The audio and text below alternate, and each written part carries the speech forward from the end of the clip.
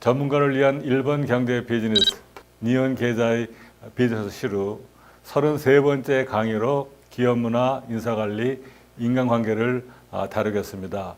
지금까지의 강의들은 일본의 각 시장이나 혹은 정치, 경제 테마를 개별적으로 다뤘습니다. 하지만 앞으로 남은 강의들은 여러분들이 실제로 일본에 가서 살면서 일본의 기업이나 단체 안에서 일한다는 걸 전제로 하기 때문에 조금 성질이 다릅니다. 그러면서 한 가지 제가 당부드리고자 하는 것은 여러분 각자가 일본에 관해서 많은 의견들을 가지고 계실 겁니다. 따라서 여기서는 일단은 기존에 있는 생각들을 좀 내려놓고 아무 편견이나 선입관이 없이 일본의 현황에 관해서 일본 기업의 현황에 관해서 일단은 편견 없이 들은 후에 여러분의 그 판단을 가지시도록 이렇게 당부를 드리겠습니다. 그래서 기업 문화, 인사관리, 인간관계를 나누어서 지금부터 설명을 드리겠습니다. 네, 그럼 기업 문화에 관해서 말씀드리겠습니다. 여러분, 문화라는 말 우리 참 많이 씁니다. 문화가 무엇일까요? 저는 그것이 어떤 존재가 사는 방법, 존재하는 방법이라고 생각합니다. 즉, 국가의 문화는 그 국가가 존재하는 방법, 방식, 기업 문화는 그 기업이 존재하는 방식이기 때문에 다 다르겠지요. 일본의 그 수많은 기업들이 문화가 같을 수는 없습니다. 다만 여기서는 많은 사람들이 관찰하고 공통적으로 개념화한 것을 중심으로 해서 일본의 기업 문화를 요약해서 설명드리겠습니다. 우선 일본 기업의 사회 역사 배경을 좀 살펴보기로 하면은 우리 지난번에 봤던 그 무라샤카이라는 말씀 드렸죠. 일본의 그 지리적인 조건으로 많은 그 초원들이 분할돼서 나오고 각 초원이 하나의 동질적인 어떤 성격이나 문화를 가지는 그런 사회라는 거. 즉 일본은 이 그 성질이 지금 기업에도 반영이 되고 있다는 것입니다.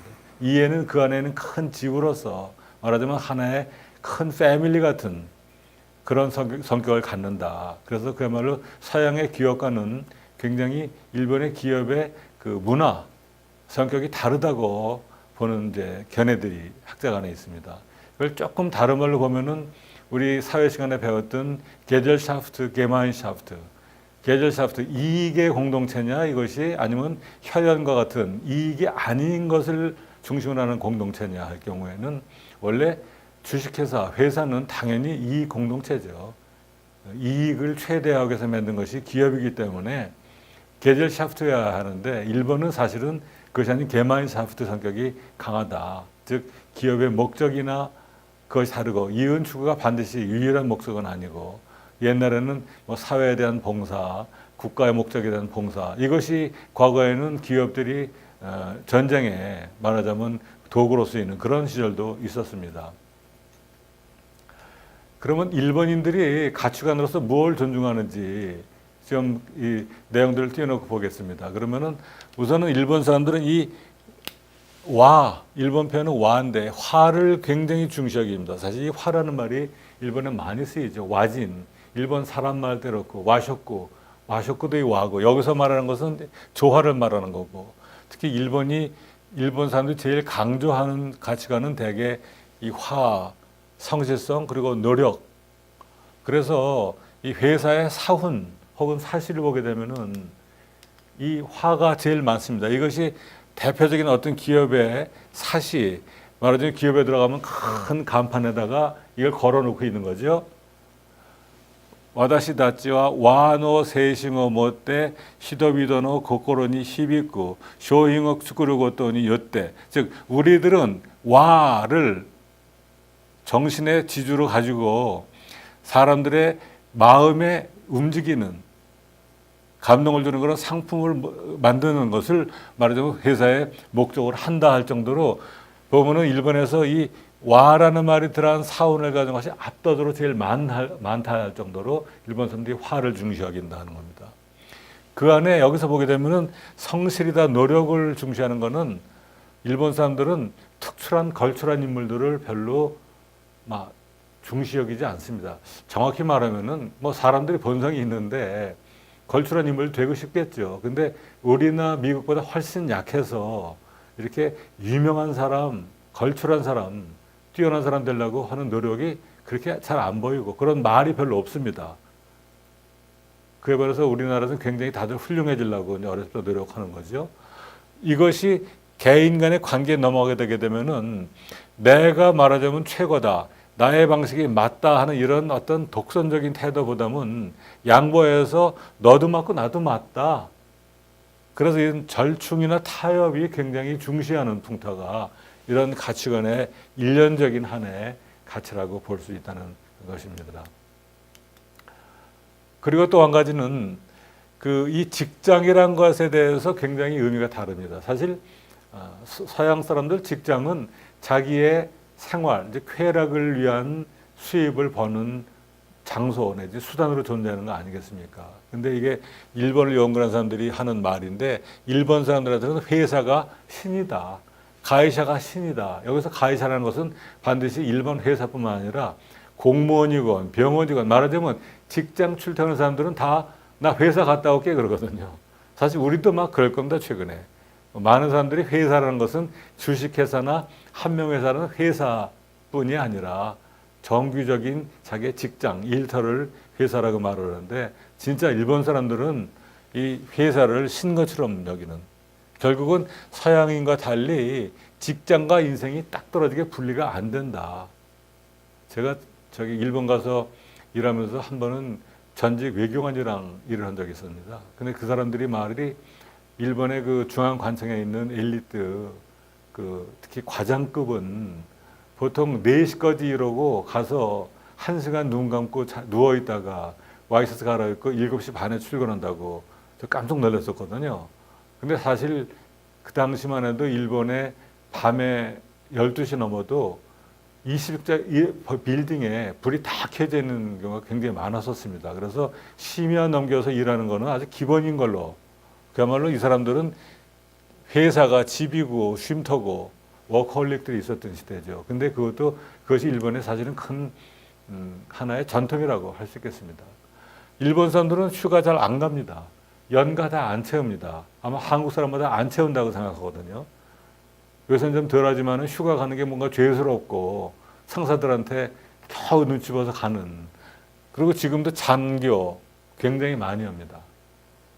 한국 사람보다 저는 많이 한다고 생각합니다. 대개 제가 자주 일본에 지금도 왔다 갔다 하는데 저녁 9시, 10시 돼서 켜 있는 불을 보게 되면은 훨씬 일본 건물들이 불이 많이 켜 있어요. 그래서 잔업을 훨씬 많이 한다는 걸 알 수 있는 거고, 또 한 가지는 결국은 지금 제가 일과 인생이 융합되어 있다는 것 테마를 말씀을 드리는 건데, 끝나고 나서 자유가 없어요.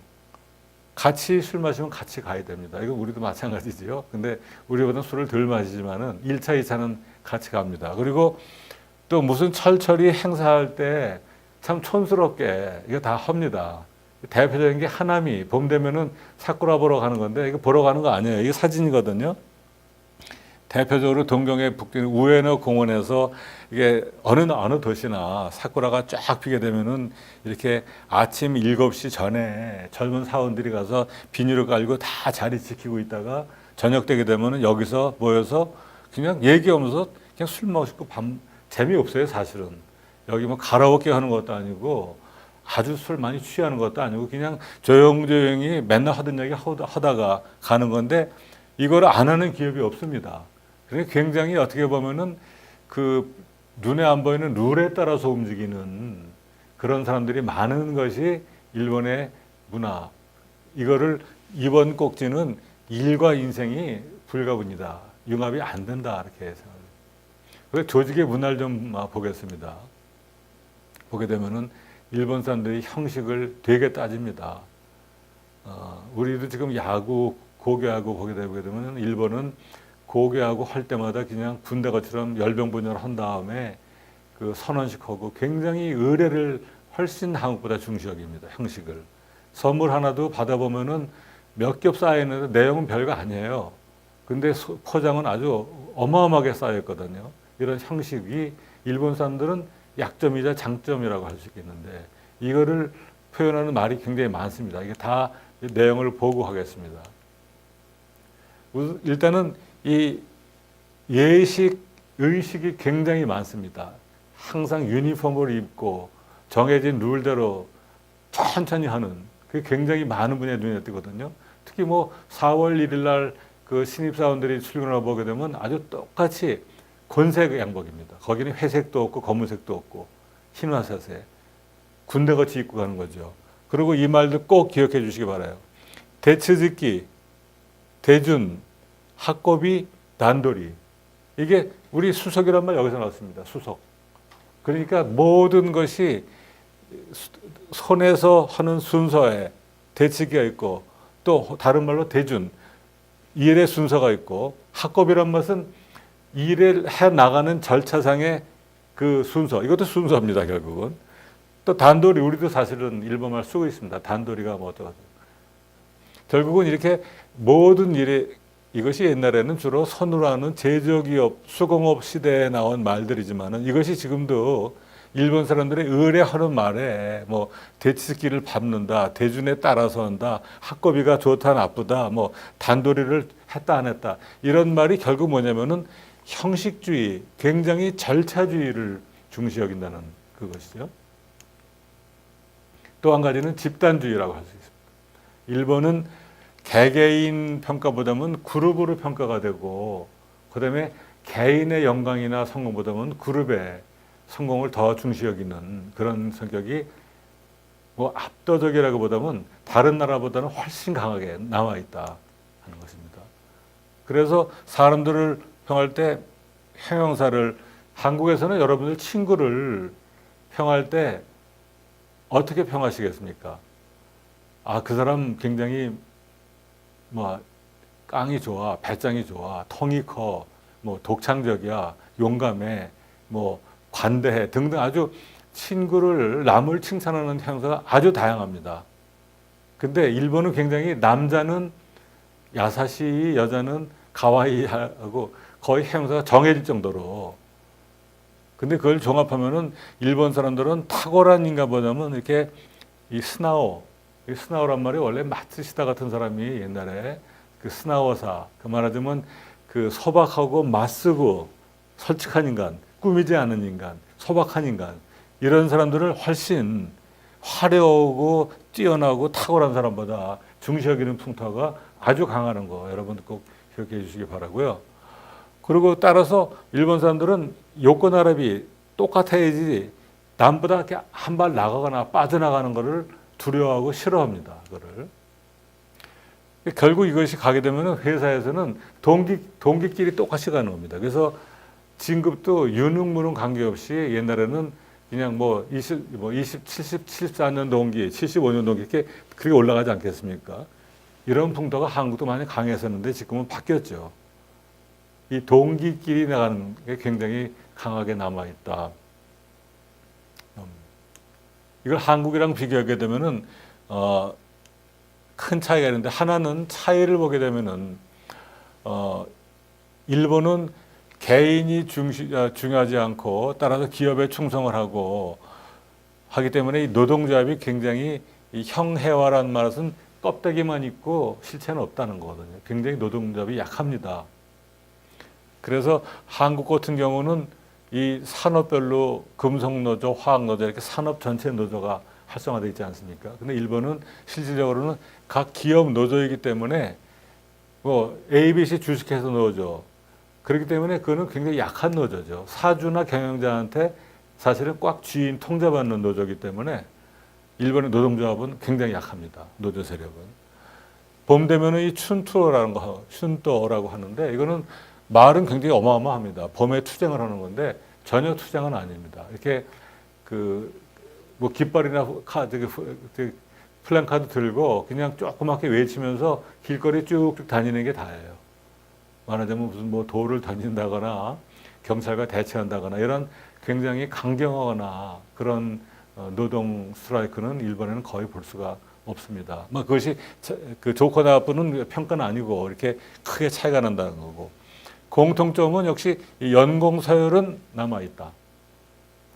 입사 순서, 그다음에 또 나이, 이런 것, 말하자면 얼마나 근무했냐, 얼마 많은 경험을 가졌냐는 그런 것이 서열화되어 있는 것은 비교적 공통적이고, 그다음에 이 수직적인 조직이 있습니다. 또 하나 여기서 중요한 거는 사실 이 그림이 아마 서양 사람들이 보게 되면 굉장히 비판할 겁니다. 왜냐하면 이게 샐러리맨들이 올라가서 나중에 이 이사 회장이 되지 않습니까? 원래 이 전무이사, 상무이사, 전무이사 회장은 주주총회의 대표자고 소유적이죠.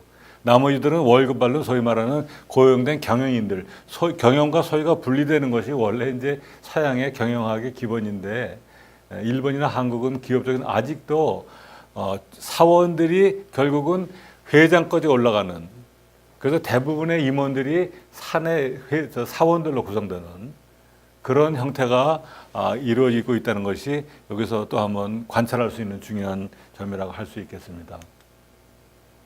그런데 일본 경영을 뭐 테마가 많습니다만은 대표적인 관행, 대표적으로 벌어지는 일이나 그걸 한번 보게 되면은 하나는 네머엇이라는 걸 제가 꼭 말씀드리고 싶은데, 뭐 문자 그대로 이 뿌리를 살살 돌리는 거 네머엇이 아니겠습니까?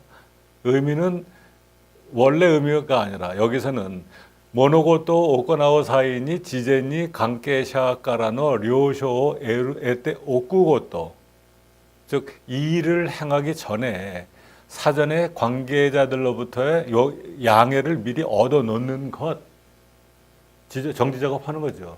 그야말로 정지 작업입니다. 이게 원래 어원은 봄철에 묘목을 옮겨 심을 때 뿌리들이 다치지 않게 잘 싸고 완전히 준비를 해서 싹 옮기는 그 준비하는 과정이 네마와시이기 때문에 어떤 일을 하기 전에 사전 준비를 다 해놓고 하는 것이 이제 일본 사람들이 네마와시가 아주 중요하죠. 뭐 어떤 결정을 할 때 중요한 사람들한테 얘기를 해서 야, 너 그거 오케이라고 해야 돼 라고 다 네마와시를 해놓고 투표하는 거, 그야말로 전형적인 네마와시죠. 또 한 가지 꼭 여러분들 알아두셔야 하는 거, 이미 있습니다. 우리도 이게 한자가 눈에 좀 설지 모르지만 이게 링기쇼, 우리 품이라고 지금 합니다. 회사에서. 이게 품위가 참 일본에서 남은 게 아직 남아 있는 거죠. 품이 뭐냐면은 어떤 회의나 의사결정에서 담당자가 그 미리 간이 안 꺼내서 관계자들이 자기의 동의를 날인해서 하도록 칸을 쫙 만들어 놓고, 그래서 의사결정을 미리 해놓는 거. 이게 말하자면 품위, 링기거든요. 이 링기쇼에 원래 이렇게 되어 있습니다. 보면 여기 많은 사람들이 다 날인을 해가지고 이 안에 대해서 이 사람들이 다 양해했다 하게 되면 이것이 하나의 안건으로 성사되는 거. 우리 과거에도 제가 막 군대에서도 봤습니다만 문서 상단에 이렇게 도장 칸이 있어가지고 몇 칸이 있어가지고 거기에 담당자들이, 지금은 사인이지만 옛날에는 다 도장 찍었거든요. 그게 바로 품위, 링기쇼. 이게 원래 일본에서 나왔다는 거 말씀드리고, 역시 이것이 다 아까 말씀드린 그 집단주의 이런 것의 그 산물이라고 할 수 있겠습니다. 그럼 일본 기업은 과연 시장에서 어떤 행동을 하는가? 우선 첫째, 의사결정을 보게 되면은 굉장히 의사결정이 신중하고 늦다. 아까 나왔듯이 뭐 이런 네마우시 하고 이거 다 하는 것이 다 굉장히 많은 시간과 말하자면 인력을 요구하는 것이죠. 그래서 일본의 의사결정은 대개 모든 사람의 의견을 나중에 반영하려고 하는 경향이 강하고, 그래서 회의가 굉장히 많습니다. 일본이 회의가. 그리고 굉장히 서류를 많이 준비해야 된다. 그래서 일본의 의사결정은 그야말로 뭐 시간도 많이 걸리고 회의도 많이 하고 서류도 많고 하는, 그래서 일본의 의사결정이 늦다는 것은 뭐 이미 수많은 사람들이 지적한 것이었죠. 다만 한 번 결정한 거는 많은 사람들이 동의를 했기 때문에 추진이 되고 많은 사람이 다 거기에 협력을 한다는 그런 장점이 있겠습니다. 아마 어쩌면은 일본 경영학을 공부할 때 가장 큰 거는 일본 기업들은 경쟁을 하지 않는다라고 할지 모르겠습니다. 원래 자본주의는 기업들이 상대방을 없앨 정도로 소위 말하는 cutthroat competition, 경쟁자의 목을 잘라버리는 경쟁이 원래 의미의 경쟁 아니겠습니까? 완전 경쟁이죠, 그게. 일본은 완전 경쟁을 하지 않고 없다고 할 수가 있겠습니다. 그 반면에 일본 사람들이 내세운 개념이 지주전화로 시죠. 질서가 있는 시장, 어덜리 마켓을 중시 여깁니다. 이거는 사실은 일본의 자본주의의 태생 자체가 과거 군국주의 시대에 시작됐기 때문에 당시는 정부의 목적에 합치하도록 시장에 복수의 기업이 있더라도 정부의 어떤 의사에 따라서 시장 점유율도 정하고 옛날에 신디케이션이 굉장히 많았습니다. 제가 옛날에 논문 쓸 때 보게 되면은 그 같은 융자도 세계은행이 4:3:3 비율로 수십 년간 계속하는. 그러니까 어떻게 보면은 과거 미국이나 영국의 경영학자들이 비판하는 것, 일본은 경쟁하는 기업이 아니다. 따라서 미국 기업이 들어서 경쟁하는 것은 굉장히 원천적으로 불리하다라고 하는 불만이 아마 여기서 나오는 거라고 이해할 수 있겠습니다. 그래서 워크쉐어링은 일을 그냥 사이좋게 나눠서 하는 겁니다. 최근에는 한국에도 이렇게 다 모든 것이 이렇게 그 경쟁 입찰하게 되어 있지 않겠습니까? 그러니까 형식적으로는 경쟁 입찰하더라도 결국은 그 경쟁 상대들이 일을 나눠서 맡아서 하는 대표적인 예가 컨소시엄이죠. 컨소시엄. 그 다음에는 그 신디케이션 같은 뭐 융자단을 하게 되면은 그 융자단이 계속해서 같은 비율로 간다거나 하는 것. 또 한 가지는 이거 이제 바로 더 심하면은 기업 합동 연대. 미국 같은 경우는 뭐 미국에 맞다는 것이 아니라 미국은 이 카르텔법이 경제 헌법이라 할 정도로 시장에서의 엄격하게 금하지 않겠습니까? 근데 일본 같은 경우는 아직도 기업 간의 협력이 미덕으로 인식되는 경우가 많기 때문에 이런 면에서 크게 보면은 일본 기업이 자본주의 사회의 기업에도 불구하고 이런 내부의 의사결정 체제나 외부적인 시장에서의 그런 행동이 굉장히 특이하다, 결국은 유니크하다라고 말할 수밖에 없겠습니다. 그러면 조금 이제 각도를 바꿔서 인사관리. 자, 그럼 여러분이 만약에 일본 기업 안에서 일을 하게 된다면은 일본 기업 인사가 어떻게 이루어지는지 주요 특징을 좀 여기서 보게 되면은 일단은 일본 기업은 우리와 마찬가지로 장기 고용, 정사원, 말하자면 1년에 한 번씩 뽑는 정사원이 장기 고용되는 것이 중심입니다. 한 번 들어가면은 아주 특별한 잘못하지 않으면은 거기서 쫓겨나지 않는 것이 원래 패턴이었습니다.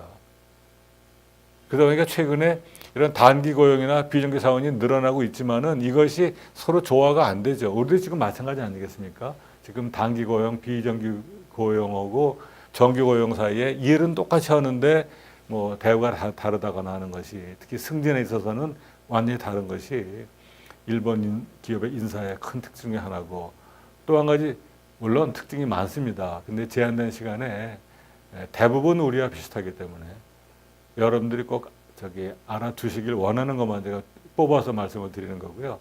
또 한 가지는 우리보다 더한 것은 역시 그 언더잡 트레이닝, 특히 기업 내 교육을 굉장히 중시 여긴다. 그래서 과거에는 4월에 입사한 그 대졸 신입 사원은 한 2, 3년 정도는 그냥 별로 기대 안 하고 교육만 시키는 겁니다. 그러고 나서 그때부터 비로소 이제 20년, 30년 회사에 봉직하는 것이 원래 모델이었어요. 근데 그것은 최근에 바뀌어서 일본도 이직이 좀 늘어나니까 대기업을 볼 때는 기껏 말하자면 그 훈련시켜 놨더니 다른 데로 이직하는 거, 특히 그 외국 기업에 스카우트 가는 거를 굉장히 싫어할 수밖에 없을 겁니다. 많은 교육의 노력과 코스트가 이미 들어갔기 때문이죠. 그런데 이 기업에서 교육을 받고 평사원, 아까 봤듯이 평사원, 계장, 과장 쭉 또 그 분야별로 교육을 받게 되게 되면은 결국 어떤 결과가 벌어지면은 모든 분야를 다 알게 됩니다. 웬만한 사원들은 근무 안 해본 부서가 없어라는 말이 나올 정도로 회사에서 30년 이상 봉직하게 되면은 그 회사의 그 분야의 모든 기능을 거의 대부분 섭렵한다는 것이기 때문에 말하자면 그 제너럴리스트, 범용사원, 제너럴리스트가 나온다. 이거는 미국이나 영미 기업이 내내 한 분야만 파고드는 그 전문가, 그거하고 굉장히 분야가 다른, 경향이 다른 정반대인 건데, 아마 우리도 일본의 이런 범용적인 그 제너럴리스트 쪽에 경향이 아직도 많이 강하지 않을까 저는 이렇게 생각이 됩니다. 또 한 가지는 그 굉장히 분업 체제가 개별적으로 제가 조금 얘기가 빗나갑니다만 제가 처음에 그 타우스 페린에서 일할 때 처음에 많이 했던 것이 그 기업 직원들의 그 개인별 그 직무 능력서였습니다. job description. 이 사람은 무슨 일을 하고 누구한테 보고하고 문제가 생기면 어떻게 대처하고 말하자면 그 포지션별로 다 그 룰을 정해서 그 일의 내용이나 보고 체계를 정하고 말하자면 한 사람 한 사람이 굉장히 분업화되어서 그 안에서 스페셜리스트에서 커가는 게 기본적인 구성인데 일본은 그게 굉장히 약하다. 그래서 비슷한 사람들이 팀을 구성하는 게 중요하다. 그래서 말하자면 그렇기 때문에 개인의 업적보다는 그 팀의 능력이 더 중시될 수밖에 없다는 것입니다.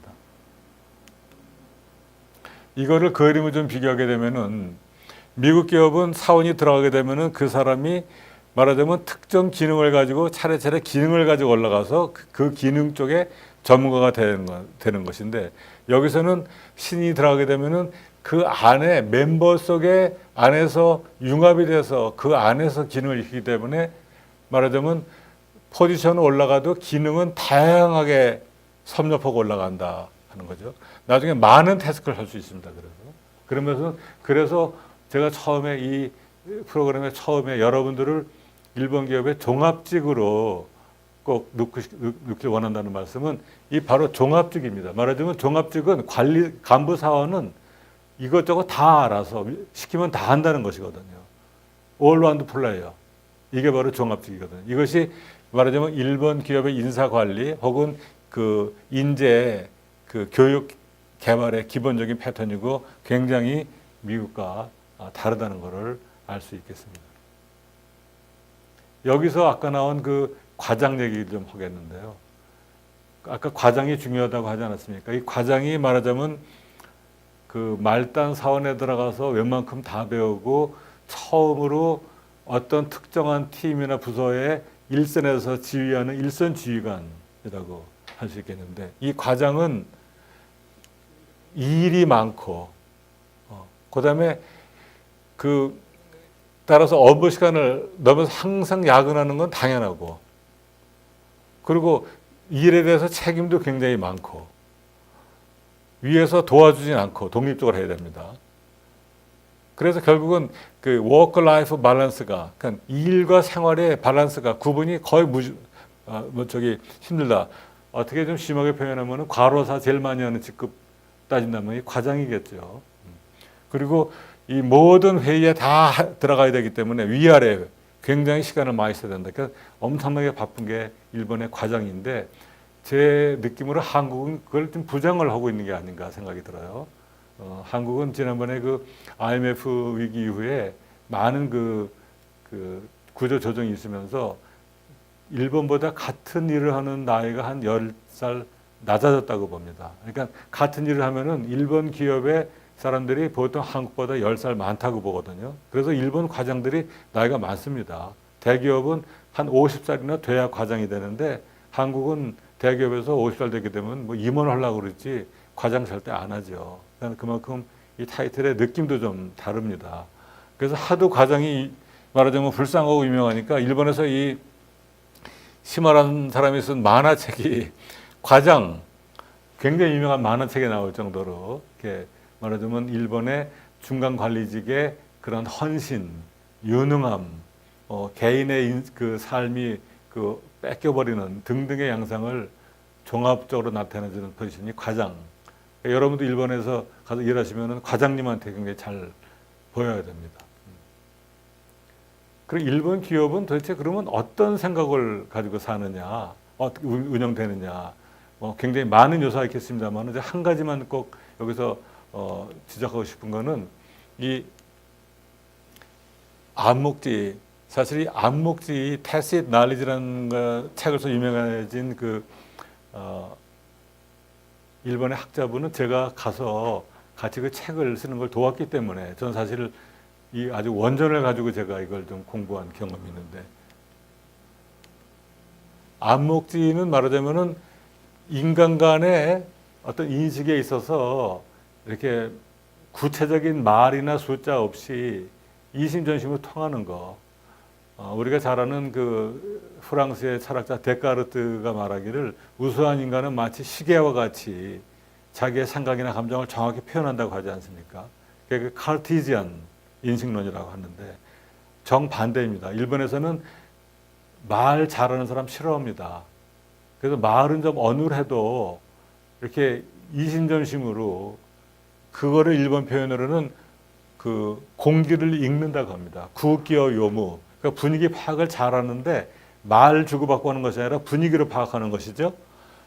그래서 안목지는 형식지의 반대고 대개는 오랜 기간 같이 팀워크를 했기 때문에 뭐 눈빛이나 분위기로 파악되는 거고 일본 표현으로 공기로 읽는 거고 또 글을 봐도 행간을 읽는 이런 것이 굉장히 중요하다. 그 다시 이거를 이제 반대된 형식지와 비교해 본다면은 안목지, tacit knowledge, 형식지, experience knowledge를 비교해 보면 안목지는 언어 문장에 표현하는 것이 어려운 그래서 주관적이거나 어떤 신체적인 그 바디 랭귀지 전달하는 그런 것. 그래서 문맥을 공유하는 사람들이 반복적으로 알게 되는 그런 뭐 그 사고, 어떤 멘탈리티, 모델 같은 것이죠.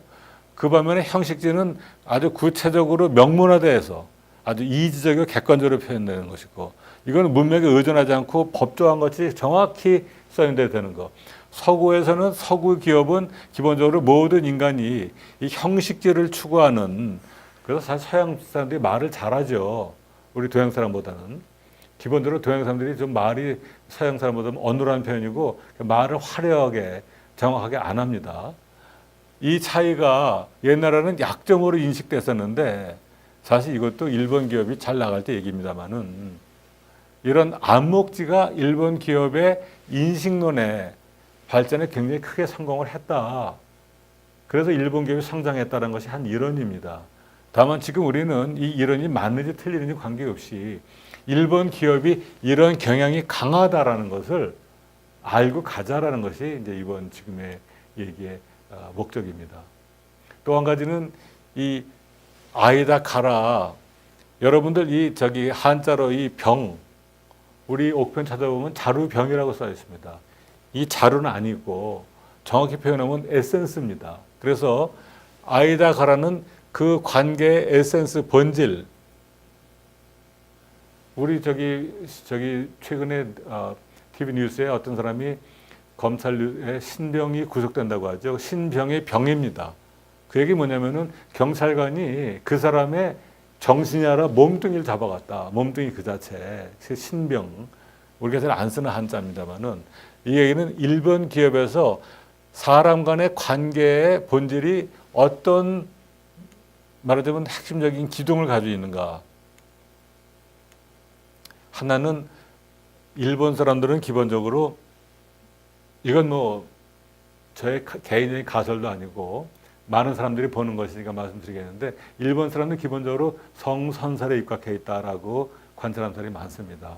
한 예로 지금도 제가 한 달 전에 경험했는데 그 사람이 굉장히 많이 왔다 가는 그 역에다가 제가 패스포트하고 카드하고 돈 많이 들은 지갑을 그 표산대 앞에 놓고 왔거든요. 근데 깜빡 잊어버렸는데 한 5분 후에 가니까 그대로 있더라고요. 굉장히 놀랐는데 역시 그거는 사람이 다른 사람이 착하다고 믿는 것을 불러일으키는 그런 것이었거든요. 옛날에 그런 얘기하는 사람이 많았었고 지금도 그렇다는 얘기는 결국은 서양 사람들이 기본적으로 가진 성악설, 인간은 악하다. 따라서 자기의 이익을 확보하기 위해서는 다른 사람보다 유능하게 돼서 다른 사람을 제압해야 된다는 그런 사고에 굉장히 반대에 서 있다는 것이거든요. 이것이 모든 사람한테 적용되는 건 아니지만은 기본적인 그런 성향이 강하다는 것은 우리가 인식을 하자라는 겁니다. 따라서 이런 성선설에 입각한 일본 사람들은 오랫동안의 인간 간의 관계의 본질이 이런 의리, 인정, 인의 그리고 어떤 스지 이 표현들 스지라는 말은 방향이나 줄기 스지가 도라나 그러면은 그 방향이 잘못돼서 얘기해. 그리고 오사카 쪽에 가게 되면 모든 길은 스지입니다. 큰 줄기란 얘기겠죠. 일반 말로 길이 닌조, 진기, 스지. 일본 사람들이 굉장히 의리 있습니다. 이것도 제가 일본 사람 칭찬하는 게 절대 아니고요. 자그마한 인연으로 맺어져도 한번 정을 주면은 잘 안 끊고 상대방이 웬만한 잘못을 해도 눈 감고 봐주는 그런 의리가 강합니다. 그래서 어떻게 보면은 사람들이 굉장히 제스처가 작고 말도 작고 거창한 행동 안 하기 때문에 의리가 없어 보일지 모르지만은 이 마음속에 심지는 굉장히 있어가지고 굉장히 사람 간의 신뢰가 오래가는 게 많은 사람들이 얘기하는 것입니다. 그것을 종합한 것이 나니아부시라는 말은 옛날에 중세시대 오사카 쪽에 시장 사람들이 쓰던 그런 말인데, 말하자면 이렇게 서로 풍요롭고 뭐 아무런 문 열고 자도 되고, 말하자면 굉장히 사람 간에 믿기 때문에 니께 내고 내께 니 거다라는 식의 그런 의리와 동정의 시대, 그런 시대를 말하는 하나의 그 단어가 나니와부시. 지금도 노래에 많이 나옵니다. 그 관계는 동시에 상하 관계입니다. 그 대신에 일본 사람들은 모든 면에서 상하가 있지 인간이 평등하다고 생각지 않습니다. 그러니까 법적인 평등은 있지만은 모든 사람이 같다고 생각지 않죠. 그리고 야쿠자라는 것도 사실은 이 안에서 우리는 야쿠자 그러면 막 무슨 신이 무섭고 막 범죄 많이 일으키는 사람을 생각하는데, 뭐 물론 그렇습니다. 그런데 야쿠자란 말의 어원은 요새 한국에서 화투 안 합니다만은 야쿠자는 893입니다. 893의 그 발음이 야쿠자여서 893을 합치면 20이거든요. 옛날에는 화투가 하나 후다인데 20이 되면 그걸 버리기 때문에 그 다음에 쇼부를 걸 수 있는 거 아니겠습니까? 거기서 나온 말이 결국은 야쿠자란 말은 화투 버리듯이 버려진 인간이다. 우리는 이 세상에 버려진 인간이다. 그래서 옛날에 항만 쪽에서 많이 있던 그 조직적인 폭력배들의 어원이 여기서 나온 거죠. 이 사람들이 맨날 떠드는 말이 의리죠, 실제로. 그래서 그야말로 일본 그 야쿠자 영화 보게 되면은 의리 때문에 뭐 목숨 바치고 나가서 청부살인도 하고 그러지 않겠습니까? 그런 영화 지금도 유행이지만은 맞다는 것이 아니라 이렇게 말하자면 이 의리 인정이 굉장히 중시되기는 그 인간 간의 관계가 지금도 강하게 남아있다. 그것이 일본 기업 안에도 강하게 남아있다라는 것입니다.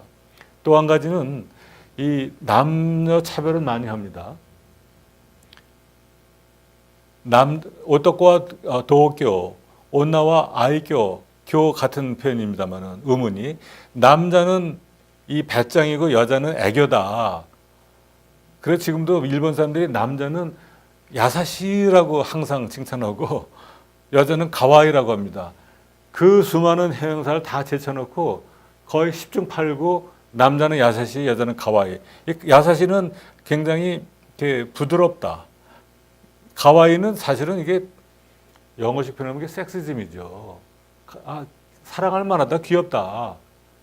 이걸 굉장히 결국은 지금 이것이 남녀 간의 이것도 상하 관계를 나타내주는 거고, 이런 옛날에 부터 있었던 그 봉건시도 있었던 그 무라샤카이 촌사회에서 공동체 사회에서 있었던 이런 그 누구나 다 알기 때문에 악심을 품을 필요도 없는 이런 성산설에 입각해 있는 그 인간 관계, 그것이 지금도 일본 기업의 커다란 기둥이다라고 생각하고, 그런 와중에서 옛날에 우리 촌지란 말, 이거 일본 말입니다.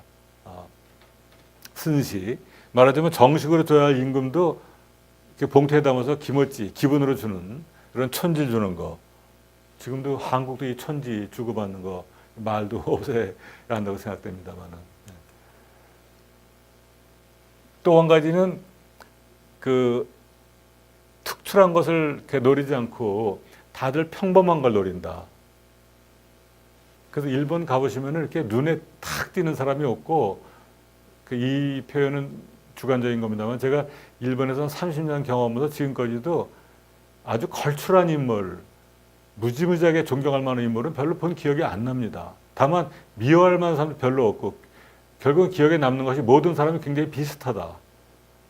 일본 사람은 참 비슷합니다. 그래서 모든 사람이 비슷한 평범성을 추구하는 그런 사회라는 것이, 그거를 가장 잘 나타내는 표현이 데루 쿠기와 우따레로. 옛날에 그 터널에 굴 팔 때 침목을 튀어나오는 갱은 두드려 맞는다. 그러니까 절대 두각을 나타내지 말고 항상 똑같이 있어라 하는 것이거든요. 그러니까 말하자면 일본 사회는 어려서부터 이 평범을 강조합니다. 그래서 옛날에 보스턴 대학에 있던 제 친구 교수가 한번 조사를 했더니 미국에서는 가정에서는 항상 하는 말이 자식한테 do something new, 뭔가 너 새로운 걸 해라라고 그런다. 근데 한국 가정에서 뭐라고 그러겠습니까? 나가서 지지 말라고 그러죠. 맞지 말라고. 근데 일본 가정은 애들한테 나가서 남한테 피해 끼치지 말라. 만약에 그런 조금 우화적인 얘기지만은 그런 가정 교육을 쭉 받아온다면은 아마 사람들이 좀 달라지겠죠, 성격이.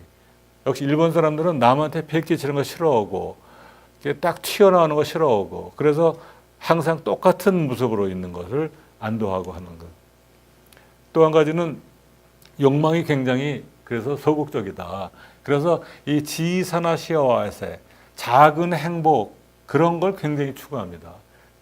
그래서 NHK에서 지금도 아주 뭐 거의 제가 갈 때부터 있으니까 30년 이상 하는 그 프로가 그 여행 프로인데요. 그 프로의 제목이 지사나탑입니다. 작은 여행. 그러니까 뭔가 여행 프로그램도 타이틀을 작은. 그래서 이렇게 거창한 여행이 아니라 작은 여행이 더 아기자기하고 재밌고 마음이 편한 걸로. 일본 표현은 이코코치가 요이, 심경이 편하다. 이렇게 말하자면 평범을 굉장히 중시 여긴다. 그런 사람들은 서로 기가 맞고 서로 맞는 것을 혹은 하다가 아웃, 피부가 맞는다, 우마가 아웃 이렇게 말하자면 서로 맞는 것을 굉장히 따라서 이런 사람들이 모이면은 아까 말했듯이 집단적으로 되는 거 아니겠습니까? 그래서 커다란 회사가 하나의 식구다.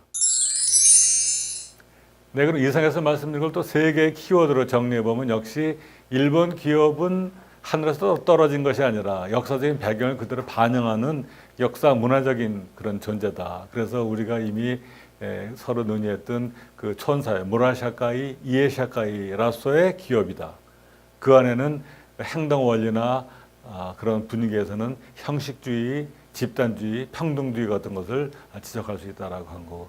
또 한 가지 의사 결정에 있어서는 굉장히 서열주의, 이렇게 하이라키가 딱 정해 있어서 그 안에서 다 모든 사람의 의견이 반영되는, 그 반면에 책임도 공동 책임을 지는 팀워크, 일도 팀으로 하고 의사결정 팀으로 하고 책임도 팀으로 지는 그런 구조다는 것이고, 그 다음에 일본의 그런 와중에서 눈에 띄는 특별한 관행으로선 중간 관리직이 굉장히 강조되고, 특히 그 안에서도 과장이라는 사람이 아주 중요한 일선 대대장 같은 역할을 한다는 겁니다. 그 다음에 서로 간의 의사소통이나 인식에 있어서도 이렇게 명백한 글에 써 있는 그런 그 형식지보다는 암묵지, 이심전심으로 통해지는 그런 암묵지가 중요하고, 특히 그 어떤 그 연구개발 같은 데 있어서 말이죠. 그것을 되게 어떤 그 공기를 읽는다. 그런 표현으로 말하자면 이렇게 정서적으로 연결되는 그런 것이 눈에 띄는 현상이라고 할 수 있겠습니다.